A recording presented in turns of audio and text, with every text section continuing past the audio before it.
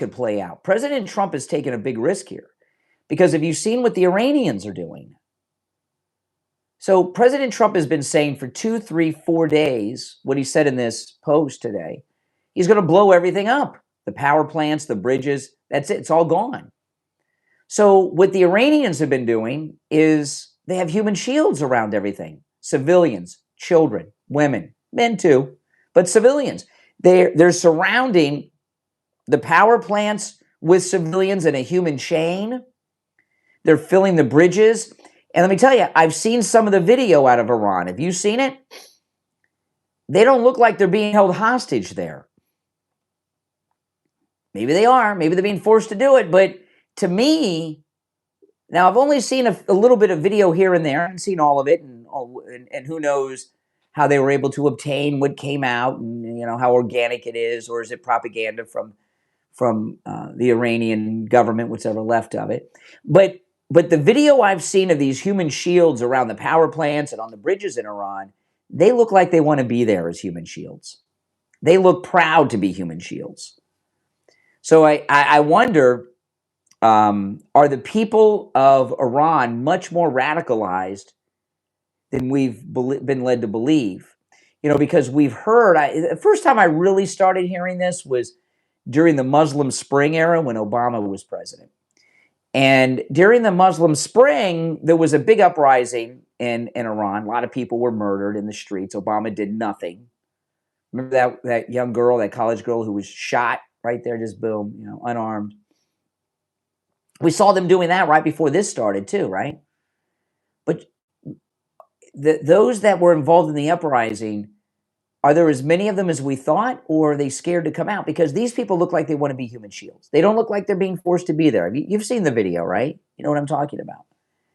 So have they been in power so long that the people of Iran are as fanatical as their leaders are and want this? I don't know. We're going to find out. Maybe they're so brainwashed and radicalized, the population, that a lot more of them like this Islamic government than we think. I don't know. We're going to find out soon because things are coming to a head tonight. And I'm expecting tonight, or 8 p.m. Eastern is when it's all supposed to happen. I don't know what kind of cameras we're going to get out of Iran. We'll probably have a lot of reporters in Qatar and in Israel that are reporting, and we'll find out. But President Trump, he's just told himself there's never going to be Middle Eastern peace as long as these loons are running Iran, so we're going to take them out. That's it. Enough of this crap. We're not going to have another 50 years of this garbage where it's just round and round in circles and people are getting killed all the time. You know, that October 7th attack in Israel, that Iran was behind 100%, was right out of not even the Middle Ages. It was out of prehistoric times. Barbarians, although they had ultralight airplanes, was a little bit of modern technology. But that was a barbarian horde that went to that music festival and raped and murdered women, and then took slaves back and prisoners back, right? I mean, that was pretty barbaric, hardcore barbaric. I don't like to think about it. That was all Iran, and all these other things have been Iran too. You guys know this, right? Remember all that terrorism in the 80s, all Iran. About 99% of the terrorism in the world during our lives, it's been Iran. Almost all of it, right? And how much time can you think about? Because, those of you that listen to me and watch me, you follow the news. How much time has gone by in your life since you've been a news watcher where there hasn't been some problem in the Middle East? Whatever problem it is, it's almost always Iran. Now, it used to be Saddam Hussein a little bit, but Saddam Hussein's been gone for a long time, right? So, since Iraq has no longer been a problem and Gaddafi has no longer been a problem. I got a sneeze coming on, guys. Hold on. My apologies, and thank you for the bless yous. Thank you. My wife just said bless you. Thank you, Kathy. Sorry, guys. But since Saddam Hussein's been gone and Gaddafi's been out of commission, he's been out of commission really since '87 when he was bombed by President Reagan. He didn't bother us. But since those guys have been gone, everything else has been Iran, not Israel, Iran. So when it's all over, it'll be over, and we'll know, and hopefully there'll be a lot less terrorism. You know what Iran is a terrorist state.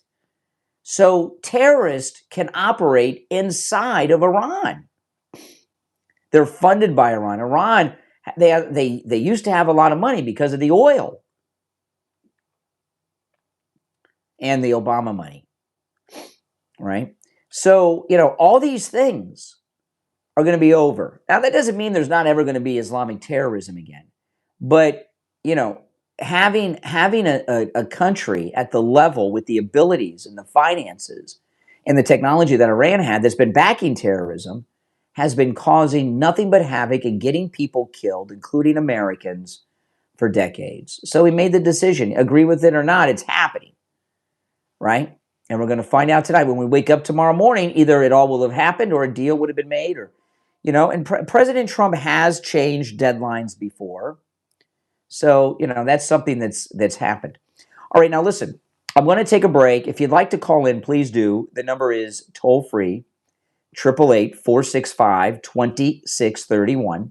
It's a toll free call no matter where you are tuned in from, 888-465-2631. My name is Brian Craig. We'll take a quick break and be right back.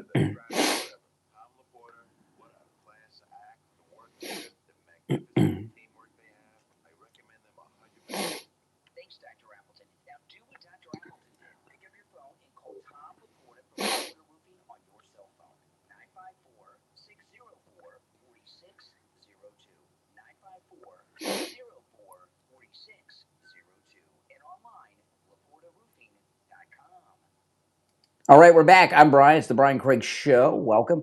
If you're new, make sure you subscribe. And everyone, please like the video. Liking the video helps grow the channel.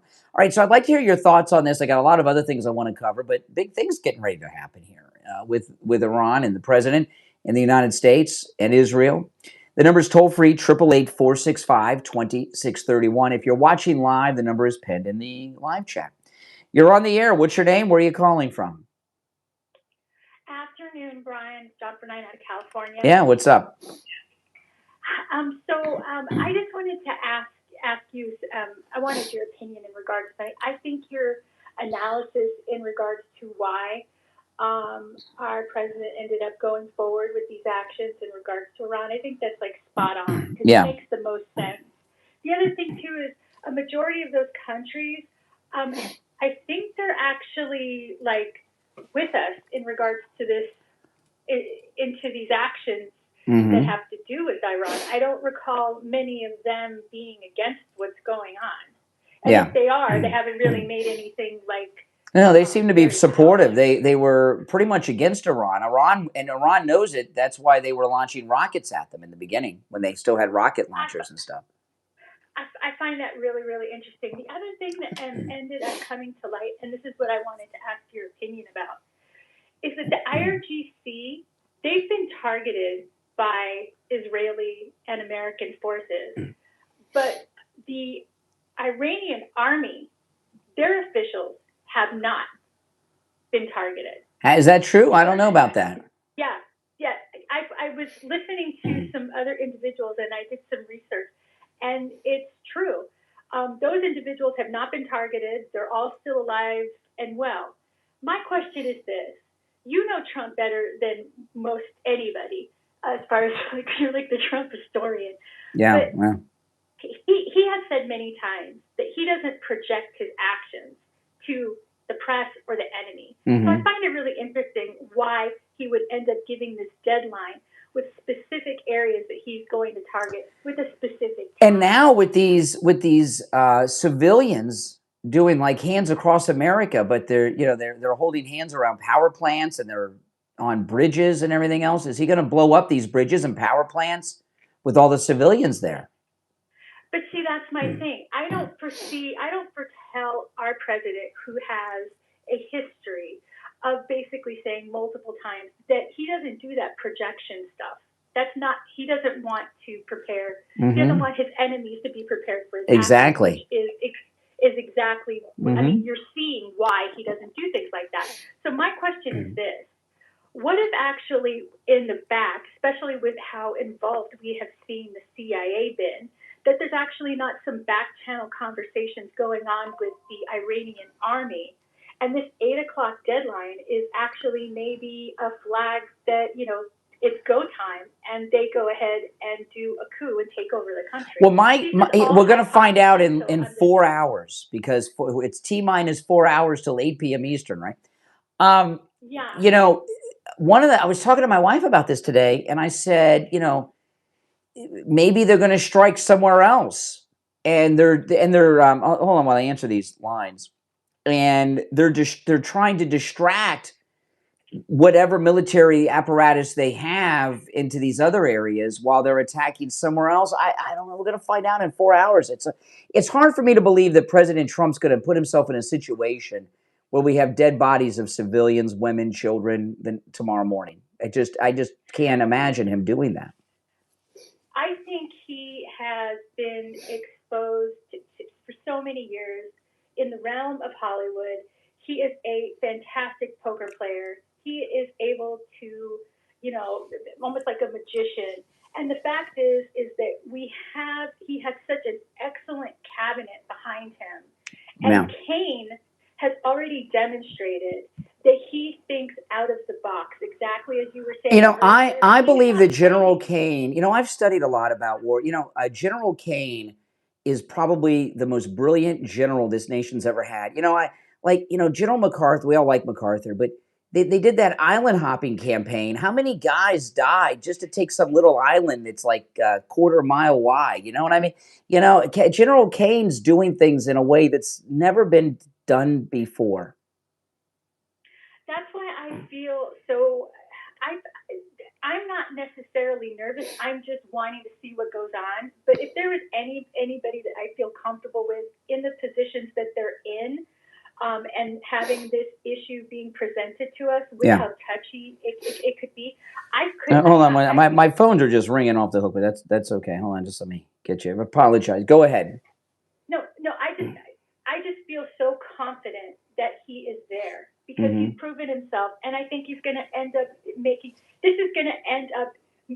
the way that they've been doing things, everything before, whether it's the Venezuela thing or the bombing with the nuclear thing 8 months ago, it's going to look like small potatoes. You know, one thing I wonder too is, you know, all this technology that we have, how long have we had some of this technology that's being used for the first time? Could the war in Iraq have ended like this, or did it have to go on for a decade? Did the war with Afghanistan have to go on for 20 years, or could it have ended like this? Did we have the ability? And we probably did.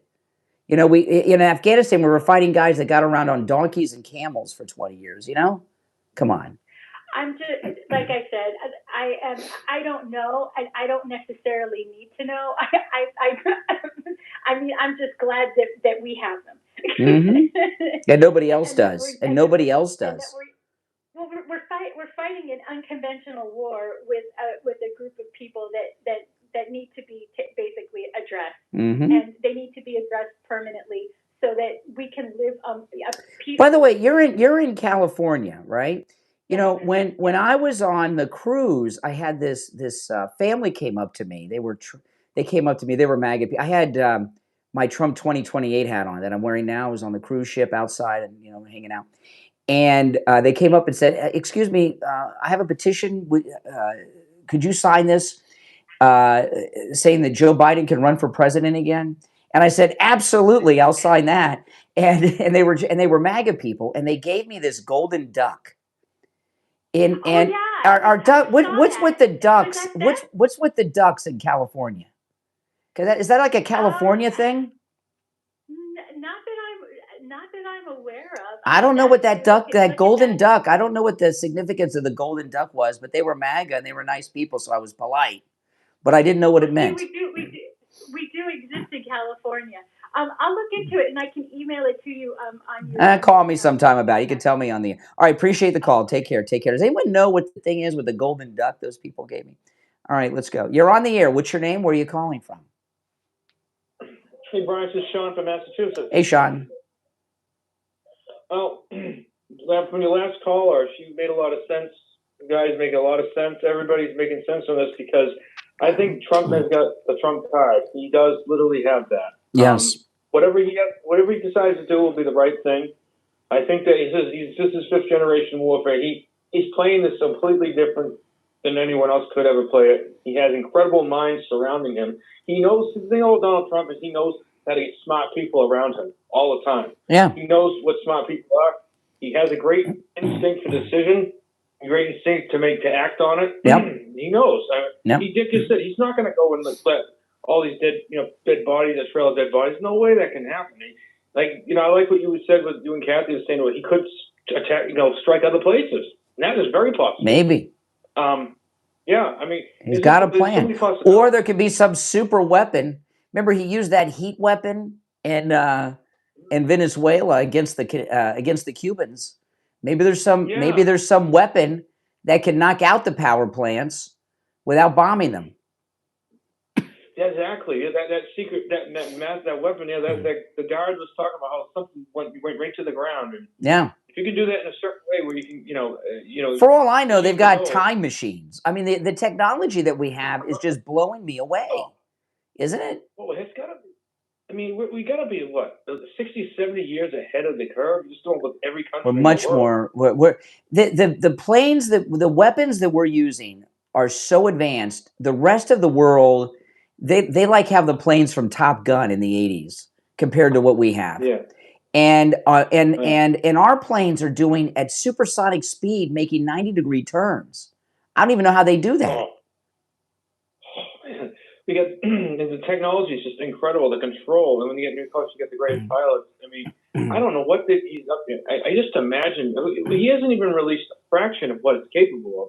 And he's showing Iran because Iran. I'm sorry, this regime deserves to see something here because of what they've done over the last almost 50 years, what they've done to the world and what they've done to their own people.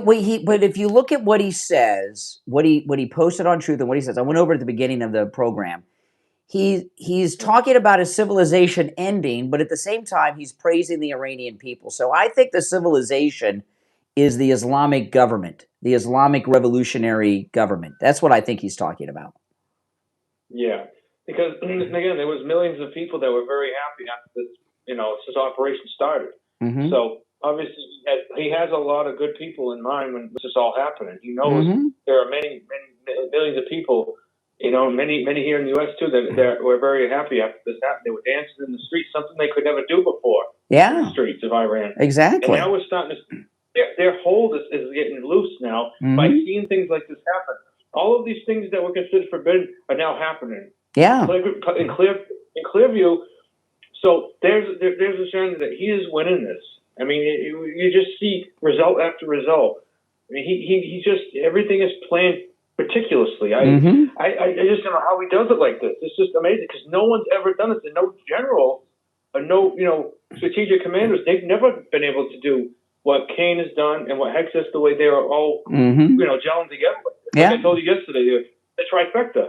Yeah. And I'm so ecstatic. I think that it's going to be a surprise as to what he's going to do in a few hours. And I thought it was, and President Trump, he leans on General Kane a lot. In his press conference yesterday, he looks over to General Kane. He says, "How many people did we have at that rescue?" And the general said, "Well, I'd prefer to keep that secret." And Trump said, "Okay." You know what I mean? He leans on. All right, hey, listen, I appreciate the call. All right, you take care. You're on the air. What's your name? Where are you calling from? Hi, how are you, Brian? Nice talking to you. Yes. One thing that gives me peace is the saying that is so true. God made Trump for times such as this. Yes. And that gives me a lot of peace because I know that that is in his driver's seat is like a 18-wheeler trucker driving my Toyota Corolla. I feel at peace.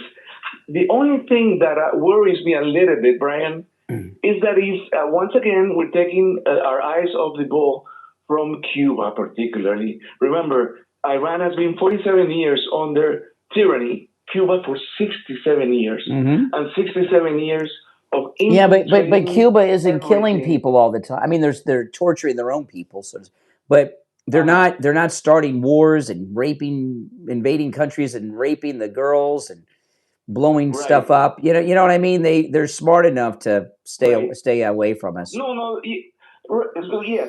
I know he's gonna go back again because Cuba is in charge of infiltrating the media, basically, and they have a lot of power. Look at how Mexico tries to help them, knowing that they're not going to receive anything back. They're not going to get paid for everything that but don't worry. President Trump said a couple weeks ago. He says, when we're done with Iran, we'll focus on Cuba. We can't do both at the. We're not going to do both at the same time. And so far as I know, they're still without electricity.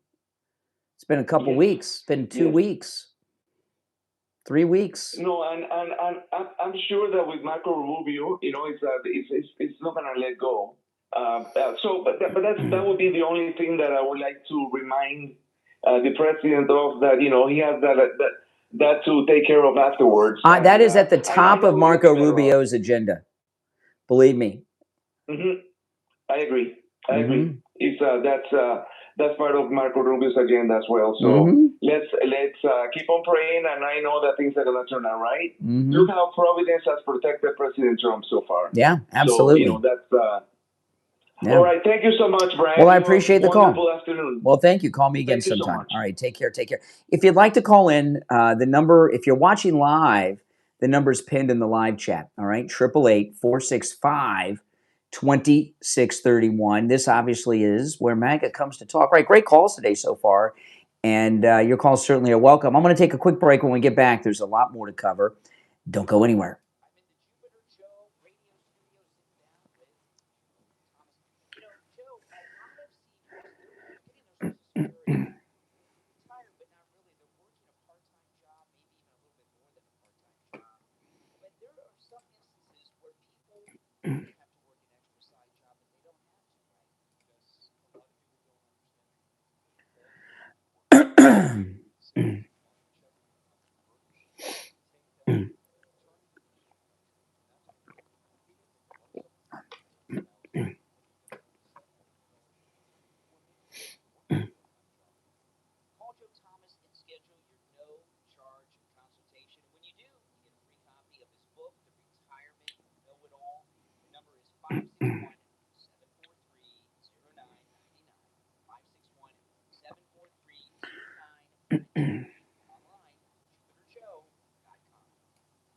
All right, we're back. Thanks for tuning in. And I want to talk about My Pillow. My Pillow, all this extra programming I do is all brought to you by Mike Lindell and My Pillow. And I was talking this morning, and you guys, you see how much I'm on YouTube and how many shows and podcasts I do and radio shows.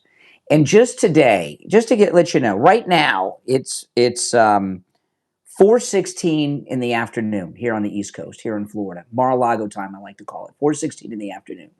I woke up today at 1:30, got up, took a quick shower, got dressed, did my show prep. I actually recorded 2 commercials for the radio station, and then I did a live stream for about an hour, about 3:30 this morning, 3:30, quarter to 4 for an hour. And then I signed off of that, went to Starbucks, came back to the studio, and then I did about a 3-hour and 15-minute long radio show today. I had work I had to do during the day, and then here I am 45 minutes into the afternoon show that began at 3:30 in the afternoon. And, you guys know what I do because you guys watch me. Do I ever seem tired and run down? Do I always seem well rested? Yeah. You know why? Mike Lindell, My Pillow. The My Pillow, there's a huge sale going on right now on the My Pillow. If you've never had a My Pillow before, now's the time. Just $19.98 with my promo code Kane at checkout, Kane. And I want to tell you, my wife, my wife's gonna do a commercial and talk about the Giza Dream Sheets, which you can save 50% off with our promo code Kane. The Giza Dream Sheets, they're 100% Giza cotton, which is the finest cotton in the world. And there's other companies that advertise Giza sheets, but they're only like 10% Giza. Mike Lindell's are 100% Giza. I want to tell you a couple of things about these sheets because I haven't talked about them in a while, and they're just fantastic. One, because they're 100% Giza cotton, they keep you the perfect temperature all night long, all throughout the year. You're like Goldilocks. Winter, summer, fall, we have some of those seasons in Florida. You're the perfect temperature all year round. And we've had these sheets since they were made. We have multiple sets of them. We've had them since they were first released. We can't tell the first set from the newest set because everything Mike Lindell makes is of high quality. But one of the things that just blew my mind the first time we made the bed with the Giza Dream Sheets, especially after we washed them, is the fitted sheet fits on perfectly. And, any sheets that I've ever had, the fitted sheet, right? The other sheets, other than the My Pillow, it's very difficult to get them on all 4 corners, isn't it? First corner goes on fine. The second corner, you get on maybe 3/4 of the way. The third corner, maybe halfway. And that fourth corner, you get it just a little bit over the edge of the mattress. And then you're like, okay, that's all I can do. You use it. With the My Pillow 100% Giza cotton dream sheets, 2 fingers of thumb, all 4 corners, boom, boom, boom, boom, boom. So anyway, great deals going on. Mother's Day is next month. Do your Mother's Day shopping. Promo code Kane, Kane, at checkout. You can also order by phone toll-free, 1-800-716-4879. 1-800-716-4879. Promo code Kane, Kane. All right, so let's get back to it. And your calls certainly are welcome on what's going on with the president.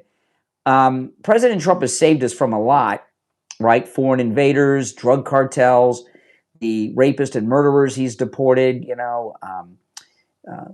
unlicensed foreign drivers on the highways driving 18-wheelers, killing people. He's saved us from a lot. One of the things he saved us from is Kamala Harris as president of the United States. This is Kamala. Listen. We need a new commander-in-chief and we need a new president because dude gotta go. What did she say? Dude gotta go. Is she drinking that boxed wine again before she publicly speaks? We need a new commander-in-chief and we need a new president because dude gotta go. Dude gotta go. Oh. Okay. So, I don't really get Kamala Harris. You would think after the humiliation that she was dealt with that she would be off in retirement, and but she can't get herself to do that. She's I guess she's a narcissist. She's got to be out there in the public all the time. But their entire campaign strategy in the midterm elections and in the next presidential election, it's all going to be Trump. And you know what? You can come back 12 years from now.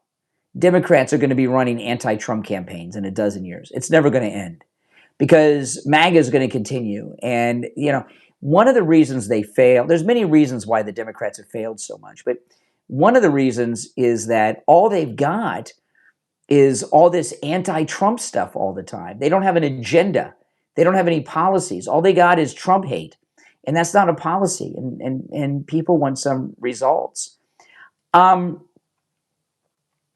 They've had two people that they thought were going to be their president and vice president. They thought Gavin Newsom was going to run with AOC as his vice.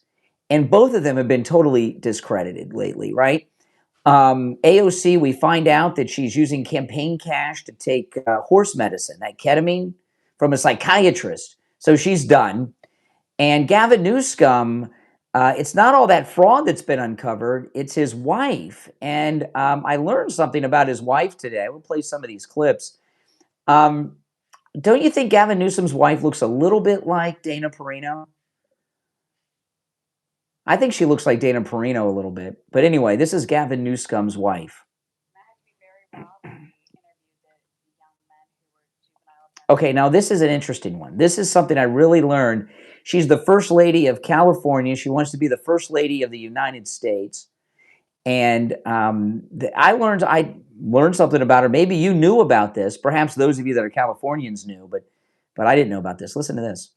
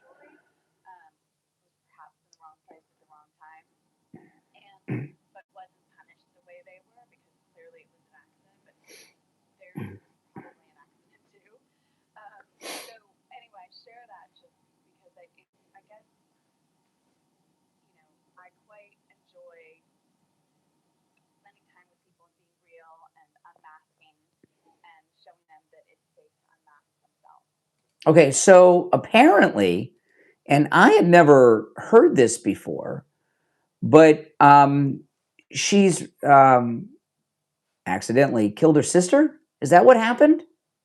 Have any of you heard this before? And she's talking about these offenders that are in prison that are only there because of accidents. Really, these rapists and murderers, they accidentally raped and murdered people. These people in prison. These juvenile offenders accidentally shot people dead in drug deals or carjackings or strong arm robberies. What are they talking? What is she talking about? And she's nuts, and she's somehow processing, trying to deal with this tragedy that she went through with her, the loss of her sister. And I get that she's got to do all kinds of things. Okay, now we got some breaking news. Hold on. We got some breaking news here. So we'll interrupt talking about Gavin Newsom's wife. This is Fox News reporting. Holy smokes. Breaking news.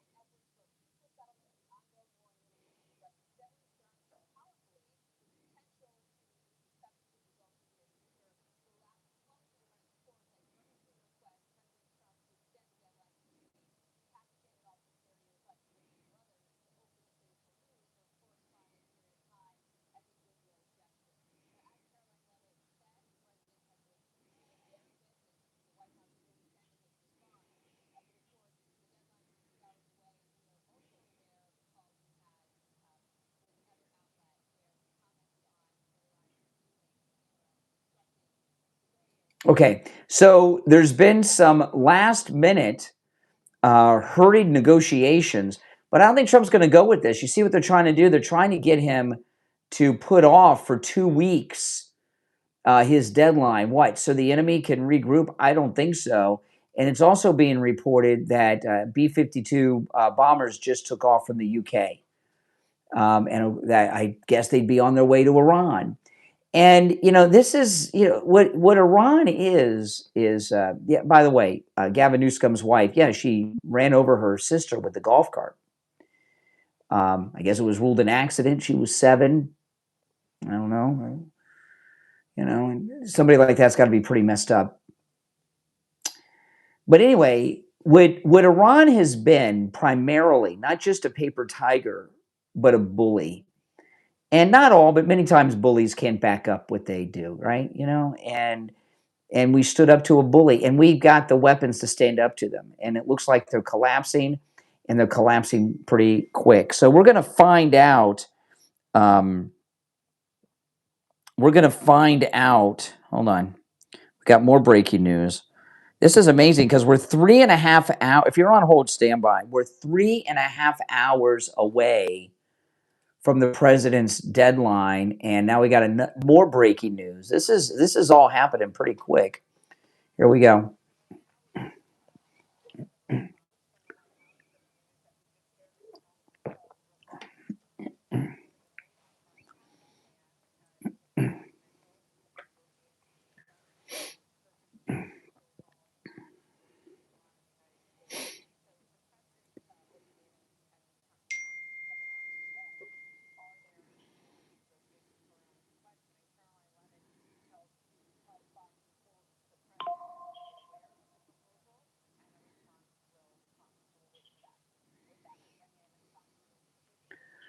Okay, so things are moving, and it looks like these countries in the Middle East are moving pretty hard and pretty fast to stop the Iranians from being wiped out. But President Trump knows better than you or I.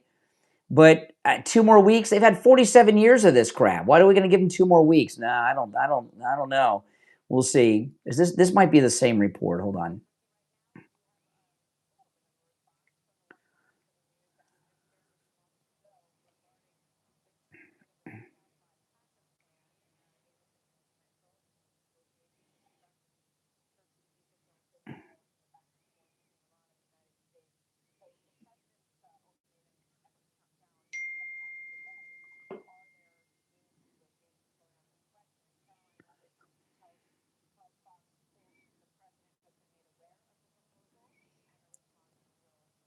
Okay, so things are happening because President Trump stood up to them. You're on the air. What's your name? Where are you calling from? Hey, Brian. My name is John Carmen. I'm from Idaho, and I was just wanted You to can't ask, can't just trust to kind of you can't clarify. trust people with 2 first names unless their name's Brian Craig, of course. But anyway, Carmen? Carmen's a first name. All right. Well, yeah. I mean, Carver is a first name too. Okay. Okay. Yeah. So I just wanted to clarify with you. So you said that, or just wanted to determine your thoughts on. So if we're ending a civilization tonight at 8 p.m., potentially, that definitely could be offset by some negotiation. Do you agree with that? Do I agree with what? Wiping out the end of a civilization. Well, it depends. It depends on what that civilization is. Okay, so let's. So what civilization are you talking about? I mean, if I go and stomp on an anthill out in front of my house, that's a civilization. What civilization are you talking about? Well, a civilization is not that's not the. I know what a civil. Hey, listen. Well, I've watched SpongeBob. You ever watch SpongeBob SquarePants? You ever watch SpongeBob? I think a couple of times. Yeah. Okay. I went to college. Okay. Who said that? I know what a civilization is. Okay. What civilization are you taking issue with wiping out? It's Iran. It's not an anthill, but it is. So it's a group of people, and we're talking. Well, so that's I not just wanna exactly what he clarify. said. He said an end of the civilization. That's like in the tweet. Well, he didn't That's say verbatim, what. so. He didn't say what civilization. I've got the post. It's right. I got it up on the screen here. So So let me go we through it with both you. we both know which civilization. We both know. No, like no. He said. Do you think he's talking about Canada? Like. No, he said a few things. Okay, Right. slow down. Listen. Okay. Now he talked about how he. First of all, he said yesterday. He first made this threat yesterday, right? Blowing up the bridges and power plants. And he said, I think he's made like. "Excuse me, excuse me for speaking. Excuse me for speaking while you're interrupting." Okay. I apologize. The president said yesterday that he doesn't want to really take out the power plants because we are going to have to rebuild them for them, and they're very expensive. Okay. Then, okay, so that's one thing he said today in his post this morning at 8:06 a.m. Mar-a-Lago time here on the East Coast. He said, a whole civilization will die tonight, never to be brought back again. I don't want that to happen, but it probably will. Okay. However, now we have complete and total regime change where different, smarter, and less radicalized minds prevail. Maybe something revolutionarily wonderful can happen. Who knows? We will find out tonight. One of the most important moments in the long and complex history of the world. 47 years of extortion, corruption, and death will finally end. God bless the great people of Iran. So, if he's talking about wiping out Iran, why would he, one, talk about, well, we're going to have to rebuild the power plants for them, and then call the Iranian people great? When he's I believe when he talks about a civilization will die, he's talking about the lunatic Islamic revolutionary leadership of the Ayatollahs and those nutbags. Their civilization will be ended. Can I respond to that first? Yes, please. The leader over there. The leader over there is nuts. Like let's. They're all nuts. All their leaders are nuts. So yeah, but that person is definitely more radical and anti-Trump than the previous guy, and we just killed his entire family. So we didn't actually get a regime change that we wanted. It actually backfired on us, which is why they're not talking to us. You don't know that to be true. You don't know that. We don't know anything that's going on really inside their government. That's kind of the problem, yeah. No, it's not a problem. Kind of What's the problem? There's no problem. We're winning. We've won. How have we won if the Straits still? But regardless, he's made like 10 different claims, 10 different threats over. And he's lived up to all. He's destroyed. He wiped out their navy. He sunk their entire navy. He destroyed their entire air force. He destroyed their government leadership. And whoever's in charge now is like. And our planes are being shot out of the sky. One plane out of thousand. Excuse me. Excuse me. No. You said one plane got shot down out of thousands of bombing runs. One plane got shot down. Yeah. Okay. One, and no one got hurt. We destroyed their whole air force. No one's getting oil. The Straits closed. We're getting oil. We can't. We're getting our ass handed to us. What do you mean we're not getting oil? I can go to a gas station right now and get a can of oil. What do you mean we're not getting oil? That's not how oil works. It takes a long time to get to us. Really? That's do you, not how really? oil works. Do you know? Do you not know how shipping containers work? Do they come here the next day? The United States. Brian, I'm level with you, buddy. Yeah. Brian, come on. What country is the #1 producer of oil in the world? Brainiac. What country? You don't know? You don't know? Sure, probably Saudi Arabia. Saudi Arabia? Nah. Guess again. That's a buzzer from a game show sound. Not Saudi Arabia. Yeah. What country is the #1 producer of oil in the world? Guess again. It's not Saudi Arabia. I have to guess it's the same country that can't get that Strait open. No, it's the country you and I live in. What you liberals call Estados Unidos, the United States of America. You said Saudi Arabia. The United States. I said it's the country that can't get the Strait open. No, the Strait's open. So. The United States is. Excuse me. The United States. The United closed. States is the number It's one. closed. Okay. It's closed. Uh-huh. It's closed. Uh-huh. The United States is the number one producer of oil in the world. In this country, we don't need any oil from the Middle East, and we've got this great new client state, Venezuela. Trump thinks so. Trump thinks so. No, Trump thinks so. No. Trump wants that straight open. He said. Yeah, he said the other day. President Trump said a couple of days ago to all the countries that get oil through the Strait of Hormuz, buy it from the United States and Venezuela. He said he wants that straight open. Brian, he wants the straight open. Come on. Yeah. He said that a million fucking times. Oh, nice mouth. Why do you got to use the F word? I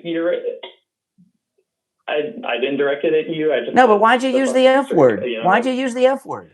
Trump said it on Easter. He said open the fucking strait on Easter. What are you talking about? Okay, so it's okay for the president to use the F word. Okay, good. On Easter. Yeah. So what? Said Allahu Akbar. So what? You just used the F word 2 or 3 times with me just now. Now you think it's bad to use it on Easter? No, I think it's great. Do you know what you know what's disrespectful? You know what's disrespectful on Easter is the Easter bunny. Because it takes away from what it's about. The one that Trump stood next to? Well, that's called tradition. That's called tradition. Tradition. Yeah. The Easter bunny. So none of your talking points are working. I don't have talking points. MAGA's done, dude. I don't have talking points. Tell yourself that. Tell yourself that. Tell yourself that. Tell your divorced wife. My divorced wife? Oh, he hung up. Hey, Kathy, are you divorced? You leaving me? Tell your divorced wife. That's one of the dumbest things a caller's ever said to me. Oh, my goodness. Don't you love these guys? Don't you love them? If you're on hold, stand by. It's a living, guys. It's a living. We're going to take a quick break, and when we get back, there's a lot more to talk about. Okay, don't go anywhere.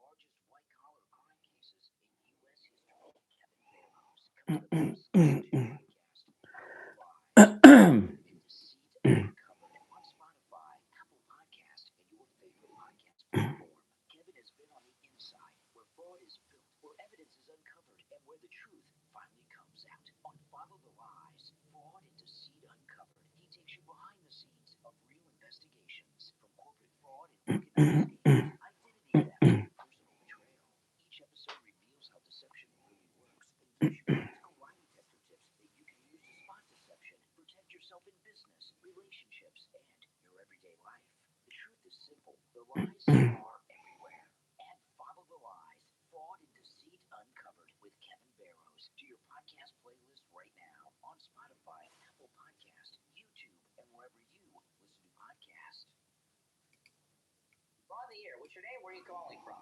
Hey, Brian, it's Hank from Hollywood. How you doing? All right, Hank. What's on your mind? I called Tom Laporta at Tom Laporta, who sent out Scott. Now, Scott is absolutely the best. Scott's crew are the absolute best. They gave me a great price. They did the job when they said they were going to do it. They finished the job when they said they were going to do it. The materials they used, absolutely the best. I want to thank Tom. I definitely want to thank Scott. And definitely want to thank Scott's crew. These people are number one. And I just want your listeners to know, Tom Laporta Roofing. If you need a new roof, call Tom at Tom Laporta Roofing. You're not going to go wrong. You're not going to be disappointed. Do what Hank did. Call Tom Laporta at Laporta Roofing on his cell phone. 954-604-4602. 954-604-4602. And online, LaportaRoofing.com. All right, we're back. Thanks for tuning in, everyone. You know, that last caller, he hung up, and and this thing he said about talking points. I don't have any talking points. I give you my thoughts and opinions. I may be wrong. I may be right in my analysis of the issues. But if you were winning so well, why'd you hang up and run like a girl? All right, now I just saw this story a little bit ago. Eric Swalwell caught paying his wife with campaign cash for childcare. With campaign cash from the donations he's receiving running for California governor. Now, when you've been having sex with a Chinese spy, Fang Fang, and all that, anything else you do after that, it's like jaywalking in comparison. But have you ever heard? Eric Swalwell, he's been in the public eye for I don't know how many years. It's quite some time. Have you ever heard a positive story about Eric Swalwell? Every story with Eric Swalwell is something scummy, using campaign cash to pay for his child care, sleeping with a Chinese spy, Fang Fang. I've never heard a single positive story about Eric Swalwell. Everything is about sleaze and corruption. But hey, that's Democrats for you. And I wonder, was this wife with him when he was having sex with the Chinese spy? I don't know, but that would be interesting to know. There's been a lot of controversy over Hassan Piker, and I don't pay too much attention to him, but the Democrats do. Hassan Piker, he's the nephew of that Chint Unger, whatever the hell his name is, the guy from the Young Turks. And he's a Twitch streamer and a YouTuber, and he's very radical, and he's talked about how the United States got what it deserved on 9/11. Can you imagine? Just ugliness. And the Democrats, they love this guy. Democrats running for office like to hang out with him. Here's a guy running for the Michigan Senate. He's Muslim. His name is Abdul El Sayed. He's a Democrat Michigan Senate candidate, and he was on Fox talking about Hassan Piker.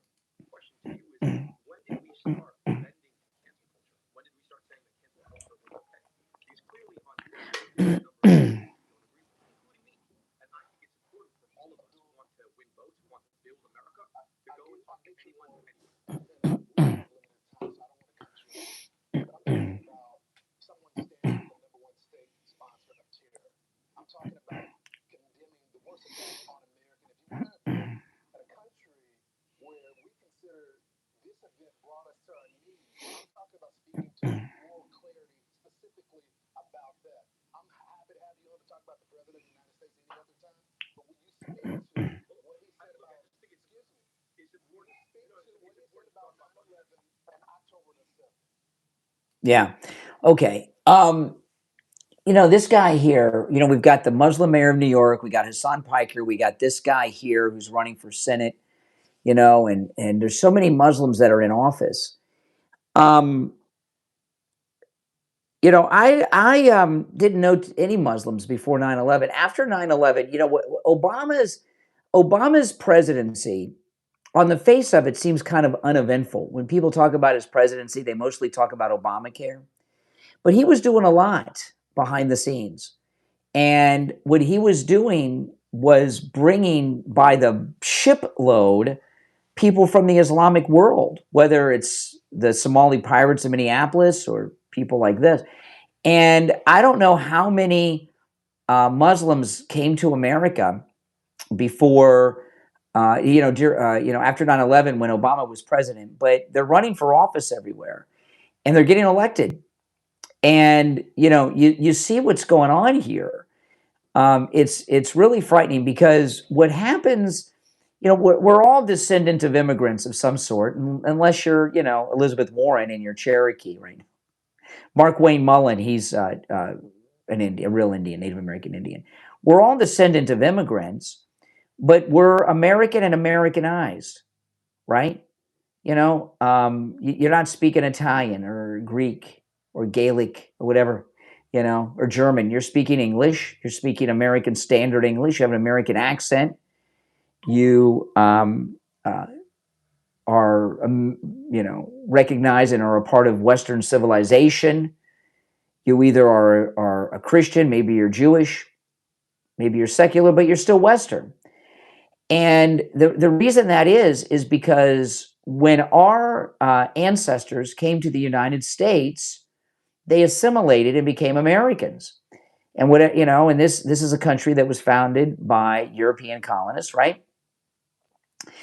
And what we have with Muslims is something we've never seen before.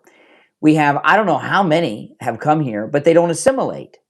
They want us to assimilate to them in our own country. And sometimes people will say, well, wait a minute. If you go to Miami or some other places, people are speaking Spanish. I've lived in South Florida almost my entire life since I was a little kid, and I don't speak Spanish. I took Spanish in high school. I took it in college. I don't speak any Spanish, and I can't understand it. I can't speak it. I know a couple of words, baño, that comes in handy a lot, if you're somewhere. But I don't speak any Spanish. I've never been in a situation where I had to speak Spanish. In fact, anywhere I go, if there's Cubans there, they know I'm a gringo, so they speak English to me. And now that I got my meta glasses, they could translate anyway. But the Spanish speakers, like if you go to parts of Miami and there's a large Cuban population and people are speaking Spanish or Haitian and they're speaking some Creole or something, they're still from the West, right? Right. The Spanish speakers are of European descent. Even Haitians are of European descent, maybe descendant of slaves that were brought there by the French. But you understand what I mean. They're part of Western civilization. And while they may have a Cuban restaurant or some cool jerk chicken restaurant, jerk chicken's pretty awesome. Jerk chicken's Jamaican, I think, not Haitian. But you know what I mean. They're still Americanized or European. They still, even though they may speak their native language amongst themselves, they'll speak English to us. Even though they have their restaurants and such, they'll still go to the regular places. The Muslims are different than any other group of immigrants this country has ever seen. They do not assimilate and become American. First off, they're not even Western civilization. Middle Eastern civilization is not Western civilization. And they want us to assimilate to them and their ways. And this guy here is very frightening to me because he's got the Mamdani smile on his face, right? Mamdani, no matter what, he's always got that smile on his face, And Mamdani's wife has been very vocal over the years. She said, you can't blame Islam for Al-Qaeda. It was created by white people. On National Women's Day, she praised a female airline hijacker. She said terrible things about 9/11 and October 7th. And the problem, they'll say, oh, you're a bigot. No, we don't mind immigrants. When I was a kid in high school, I knew one Muslim guy.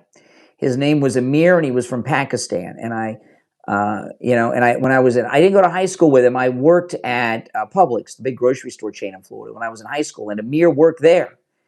And he was Muslim. And the only reason I knew he was Muslim is because during Ramadan, he was always complaining about how hungry he was during Ramadan. I didn't even know what Ramadan was.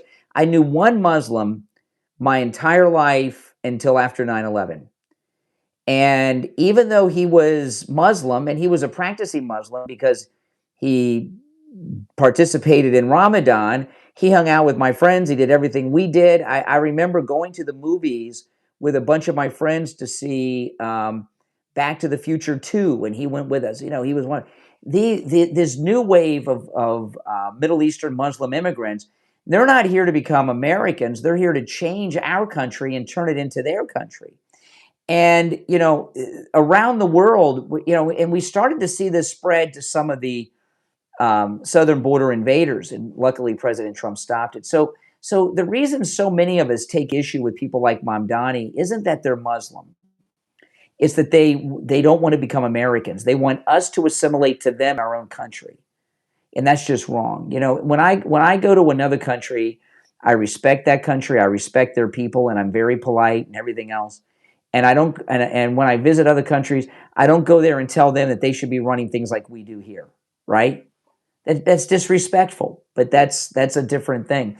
And this Hassan Piker He's a bad dude. He really is. The things he says are just disgusting. And the things he said about 9/11 and October 7th, which I'm not even going to repeat all of them here because they're so bad. It's worse. It's equal to or worse than what. Remember that professor that O'Reilly had on after 9/11, Ward Churchill? Remember this? This guy was a college professor. Does anyone remember where he was a professor at, Ward Churchill? And he said in his classroom at his college that when he saw, and he was a white American college professor, he was like Elizabeth Warren. He tried to present himself as a Native American Indian, and he had like a ponytail and wore some Indian clothes, but he was fake. But he said to his college students in class as a professor, and someone recorded it, that when he saw the people jumping out of the World Trade Center, now keep in mind, the people that jumped out of the World Trade Center, they were in rooms that were filled with fire, and human instinct had them jump from so high up to their death. He said, Ward Churchill said, those people jumping out of the World Trade Center were little Eichmanns. Remember that? And it caused a national firestorm. And he got in all kinds of trouble. And it was talked about nationwide for months. Ward Churchill. And now we've got Mamdani, the first lady of New York, talks like Ward Churchill. And this guy here, with this smile on his face on Fox here, is praising Hassan Piker, who says we got what we deserve on 9/11. So, what they're using against the United States is Americans, we love immigrants. Look, our president is a first-generation American. The first lady is an immigrant. And we embrace immigrants. We embrace diversity and culture and everything in this country. And they use that against us. And if you don't conform to them, you're some kind of phobe. This is what the trans people were trying to do in the sports. Oh, you don't think men should be beating up women in boxing matches in the Olympics? No. Oh, you're transphobic. No, we just don't think men should be beating. No, you're transphobic. And that's what's going on here. And we're in some pretty scary areas. All right, now, if you'd like to call in, please do. The number is toll free, 888-465-2631, 888-465-2631. I'll take a quick break and we'll be right back. On the line, we have Lewis. He had some issues with some taxes in past years, and he called Jamie back over at Swift Tax, and Jamie took good care of him. Lewis, welcome to the program. Thank you. How you doing today? I'm doing great. So tell me how Jamie from Swift Tax helped you with your taxes. I was having trouble with another company. I called Jamie, and the next day I brought my wife in there with all the paperwork, and he straightened all my back taxes out. I'm actually getting money back now. Wow, this is pretty amazing. So this other company you went to told you owed the government money, and Jamie over at Swift Tax took a look and found out that not only did you not owe money, you're getting money back from the government? Yes, I got a nice big check coming soon. Do what Lewis did. Call Jamie Levac over at Swift Tax. 954-773-1587. 954-773-1587. On the line, we have Frank. He's a listener and he's a client of Tutor Joe Thomas. Frank, welcome. So, Frank, could you tell me how Tutor Joe Thomas helped you? What he's advertising today and putting out there is a fantastic product for people like me, and it means to people like me that want a good sound investment, and they want a sound, caring, loving investment advisor, and that's Tutor Joe. He's in the business for like 30 years, and he knows his business. Him and his family make you feel so comfortable. You sit down and he gives you a real full analysis of what's going on and what he has to offer. And I got into these income screening products, and I jumped on it right away. And when he told me what I'm going to get, and I'm getting it right now, one of them, I was amazed. He doubled what this other so-called investment advisor was offering me. And I'm jumping for joy. You would, Frank. Call Tutor Joe Thomas right now. Get your no-charge consultation. Thomas helps you out.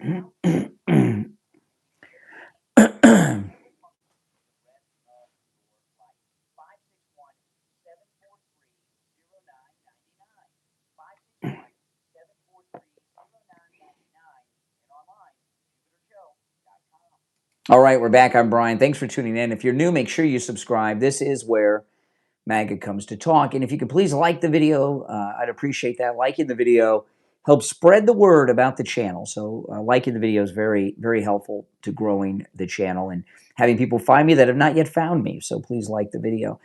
You know, if what is being reported, we are now 3 hours and 4 minutes away from the president's deadline with Iran. And it looks like Iran's trying to, somebody in Iran is trying to do something to try to stop it. You know, President Trump, is he bluffing? I mean, you know, you can't bluff Trump. You know, a bluff is no good if you don't plan on going through with it. So we're just over 3 hours away from finding out what's going to happen. And these human shields that they're putting around the bridges and the power plants over there. I mean, what kind of people would do that? You know, I mean, what kind of government, what kind of leadership, what kind of people do they have running Iran that they would take civilians and surround targets with them? Now, I know the old stories of human shields. Human shields usually are wackadoodle liberal do-gooders that are just stupid, you know, but these are regular people from the streets of Iran that they have around there. What does that say about their government? That they would put human shields around them. You know, liberals are so wackadoodle about this. They hate Trump so much that they probably think what they're doing is patriotic. I think some of these liberals are proud of Iran for surrounding their power plants with human shields. I really do, listening to them. It's so sick and twisted. So I want to share a couple things. Listen to this. You know, we keep hearing about this high-speed rail operation out of California. Listen to this. As we speak right now, funds there to complete LA to San Francisco. The entire amount of money we need, not there today. But do we believe we can get those funds to get the project done? Absolutely. How much do you estimate it's going to cost to connect high-speed rail San Francisco to LA? Today, with the right optimization, just over $125 billion. I think That's it? that's what money Amtrak has received in its history. It still leaves a shortfall of roughly $90 billion. Okay, so they want more money than Amtrak has received in its history from the government to build a railroad that they've already spent $1 trillion on, going from LA to San Francisco. You know, have any of you taken the train? I've taken Amtrak, not for a long time, but you know what Amtrak, you know, I remember the first time I took Amtrak, I was, I don't know, in my early 20s, and I went to visit someone. I took Amtrak, and all I knew, I'd been on the bus. I'd been on Greyhound before, and the bus smelled like pee, and the people were creepy sometimes, you know. And I went on Amtrak, and all I knew about Amtrak was Silver Streak with Gene Wilder, and I thought, oh, that'll be cool. And you know what, Amtrak smells like pee and is like the bus too. It sucks. And we have this high-speed train in Florida that has killed more people than any other train on the rails of America. It's the deadliest train in America. It's called the Bright Line. And I've ridden it a few times. I took it to and from our MAGA cruise left out of Miami. I took the train from my house to the port, and I brought it back. And I don't know how convenient it is. I take it sometimes because it's, you know, it's kind of cool to take the train sometimes, the Bright Line. It's okay. But the thing about the Bright Line, except with 1 or 2 destinations, it takes the same amount of time as if I drove, right? Like I took it to Walt Disney World in Orlando when it first opened from my house. It took me the exact same amount of time to take the train there as it would take me to drive, and it costs more money, right? When I took the train to Miami for the MAGA cruise, it took the same amount of time to take the train to Miami as it would for me to drive to Miami, and I didn't have a car. I had to get an Uber after that. So I don't know if in America these trains are a real deal. And you watch this one out of California, and you got to wonder, are trains really a thing? Or is it just another way for Democrats to steal money? I think it's just another way for Democrats to steal money from us, don't you? I mean, it's just, how many of you really want to get around on trains? It's not a lot of fun. It's kind of more of a novelty, and I don't mean commuter trains like in your local area, that people need sometimes. Like we have a local train, it's called Tri-Rail. It goes Miami, Broward, and Palm Beach County. And a lot of people that don't have cars take it to get around. I get that. But I'm talking about who's going to take a train from LA to San Francisco. It would take about the same amount of time and the same amount of money to take a plane if you didn't have a car.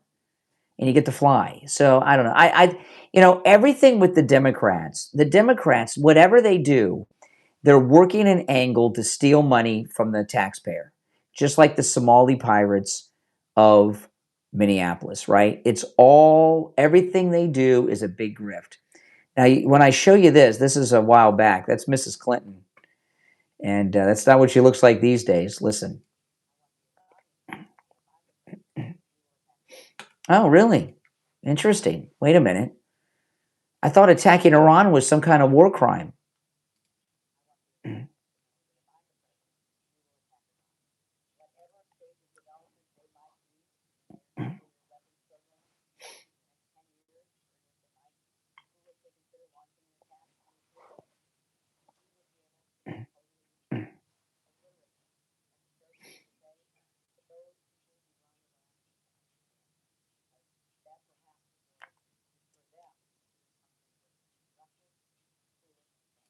See, now this is a very interesting thing, because this goes back to what I was talking about earlier. So what happened? Why were the Democrats in favor of taking out the Islamic leadership of the Islamic revolutionary lunatic leadership of Iran, and now they're not?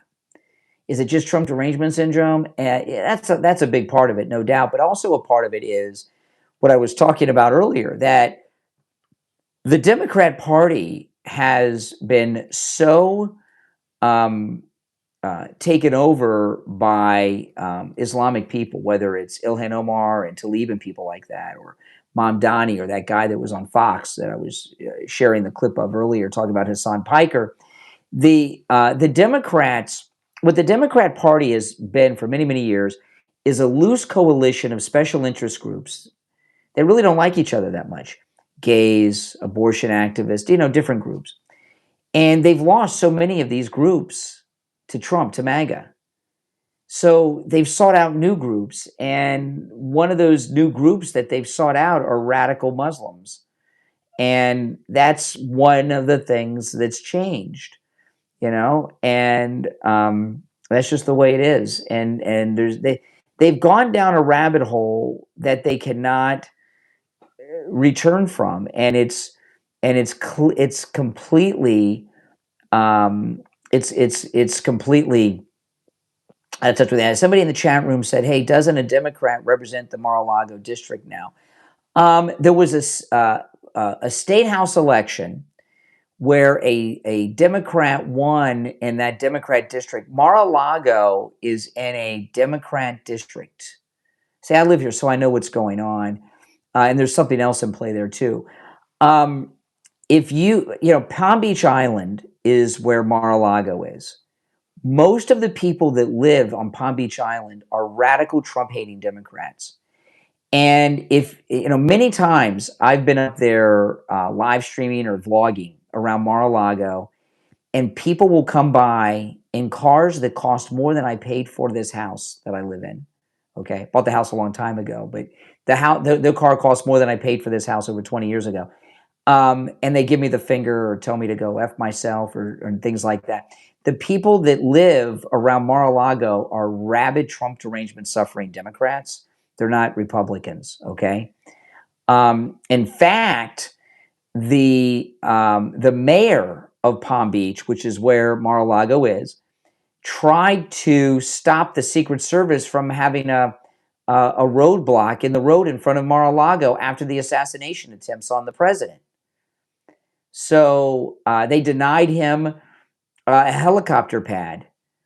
In the 4 years during the Auto Pen administration, the Secret Service, of course, under Biden was screwing President Trump over with their protection, but the local Palm Beach Police Department wasn't giving him proper protection. You know, I saw this happen, and I didn't show this on a YouTube video because I didn't think it was appropriate.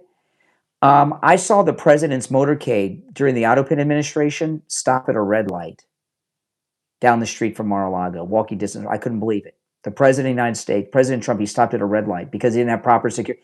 So Mar-a-Lago is in Palm Beach County, which is a Democrat county, and it's in the city of Palm Beach Island, and it is where all of the New England liberal elite and the liberal New Yorkers, it's where they winter.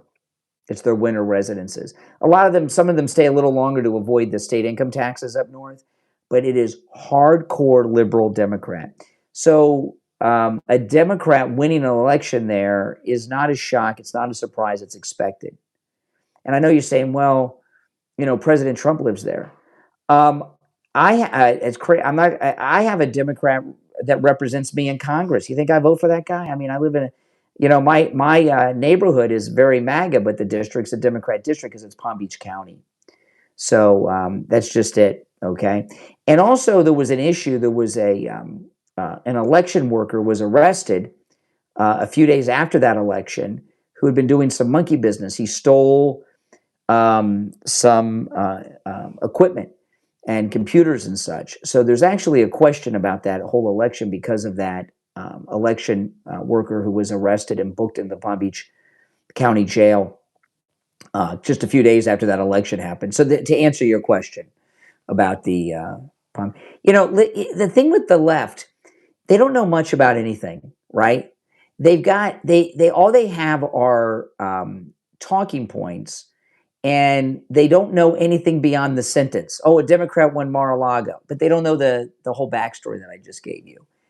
You know, they just say things and they can't back up what they've said. And this is not new with the Trump. Democrats have always been this way, right? All they have are vacuous talking points. And when you get, you heard that one liberal caller that hung up, the one that used the F word earlier.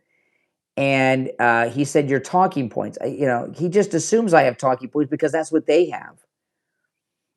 And the talking points aren't good if you can't defend them. You know, on the right, we don't have talking points.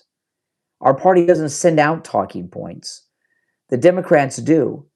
And they say things, you know, it's like when they, like one of the other things they keep saying is that, oh, Miami went blue. No, it didn't. Remember, I went through this and I showed the map. It's on my Twitter if you go back far enough. Miami is the entire county. Miami-Dade County is Miami.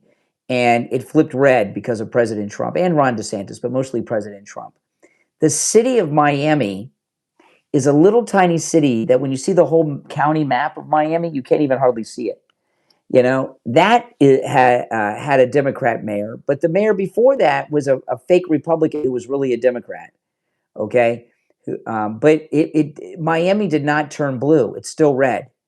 But the city of Miami, which is a little tiny city with just a few little people in it, in Miami-Dade County has a Democrat, and they've turned that into Miami went blue. It didn't, right? But, you know, liberals, you know what Democrats don't care about? There's a lot of things they don't care about, little babies in the womb being born and stuff. But one of the things they don't care about is the truth, right? They will lie to you to your face. And even though I explain these things to them, they'll still continue to lie. Like, you know, you heard that you've heard what they've been saying all week. Oh, they shut down our plane. President Trump said yesterday, we have between the United States and Israel, there have been thousands of bombing runs over Iran in the past month or so. Okay. They got one lucky shot and shot down one plane, and we've destroyed their entire Air Force, and they want us to surrender. Okay, President Trump, we got a statement from President Trump via CNN. President Trump says the United States is in heated negotiations as Iran war threat deadline looms. So we are 2 hours and 50 minutes away from the president's deadline, and the president is saying that there's a desperate attempt to, there's no negotiations. It's just surrender at this point, right? I mean, what is there to negotiate at this point, right? There's nothing to negotiate. It's all been said. It's all been done. What their plans have been for all these years, and they think it's going to work again, is to have endless negotiation talks. They never have any plans on doing anything. Okay, here's Fox News. Fox News reporting the clock is ticking. Trump cites heated negotiations as deadline for Iran infrastructure strikes loom. Okay, so heated negotiations, and I think the heat is President Trump says there's nothing to talk about here. It's all been said. It's all been talked about, and it's time to unconditionally give up. That's what it is. But it really shows you that they're scared to death about his talk of blowing up the power plants and the bridges and ending civilization and all that stuff. That it got them to make some movement. But what their strategy is not just to keep negotiations going on. They're always trying to run out the clock for that administration. With Obama, they didn't have to worry because they were on the same team. But with other presidents, they think, they're only president 4 years, 8 years. We'll negotiate, and then there'll be a new president, and it'll start all over again. That's how they operate, right? And that's just not going to work with the President Trump, that is. And it sounds like Iran's realizing that. But we're going to find out in 2 hours and 43 minutes. And I imagine most people are going to have their televisions on at 8 o'clock. And if you look at some of these operations in the past where there have been deadlines, like with Iraq, usually like 1 or 2 minutes after the deadline, the bombs start. So we'll see. I don't know if there's any live cameras in Tehran left, and if there are they able to get an internet connection feed out? I don't know. Maybe has Elon dropped some Starlink over there for them to do that? But this is it. I mean, 47 years of terror and of harassment, and it's about to finally come to an end. Now, if you're new to my program, make sure that you subscribe, guys, okay? And please make sure you like the video as well. So let me get the latest here from Fox. Hold on, let me pull this up. Let me pull this up and see here. President Donald Trump has set an 8 p.m. Eastern Time deadline for Iran to reopen the Strait of Hormuz, or else the U.S. will begin targeting the nation's power plants and bridges Tuesday. Now, again, this is it, right? Iran has rejected proposals put forward by the U.S., and Trump in turn shut down a 10-point plan from Tehran on Monday, saying it was not good enough. President Donald Trump says his administration is in the midst of tough talks amid a deadline with Iran, in which he has threatened to target the country's energy infrastructure. On Tuesday, Trump declined to say how he was feeling about the impasse. I can't tell you, because right now we're in heated negotiations, he told Fox News. And the negotiations is, I don't know how that's going. I don't know what there is to negotiate, but President Trump was saying yesterday we should take their oil. And so far as the Strait of Hormuz, it really is open in that, they haven't sunk any tankers. There's not some tanker burning in the middle of it or anything. But what President Trump is talking about here, he wants them to stop threatening, right? Threatening. They don't know for sure. We've taken out a lot of their mine ships and all of that, but we don't know how many mines they have left, right? Or how many mines they dropped already in the water. And President Trump was saying yesterday they could take these mines out in small little boats and drop them out there. So they want to make sure that doesn't happen. But President Trump was saying yesterday about taking their oil, not just Carg Island, but taking all their oil. And you know what? He may do it because the oil is their power. That's how they have juice. They threaten the world with oil. They threaten the world's economies. They threaten the ships at the Strait of Hormuz like they're doing now. And he wants to take, and that's also how they get their money. They threaten the world, and then the world pays them for the oil. It's insane. They should just be buying it from us. All right, now, guys, if you're new to my program, make sure that you subscribe. Please like the video. And, of course, I'll be here live tomorrow morning, live. And by tomorrow morning, when I go live, we'll know what happened. So make sure you're subscribed and click the notification bell so you know when I go live tomorrow. But, of course, the show tomorrow on the radio starts at 6 a.m., and I'll be on the air before that, too, covering whatever has happened in the overnight hours, okay? All right, let's take a call or two. You're on the air. What's your name? Where are you calling from? You're on the air once, twice.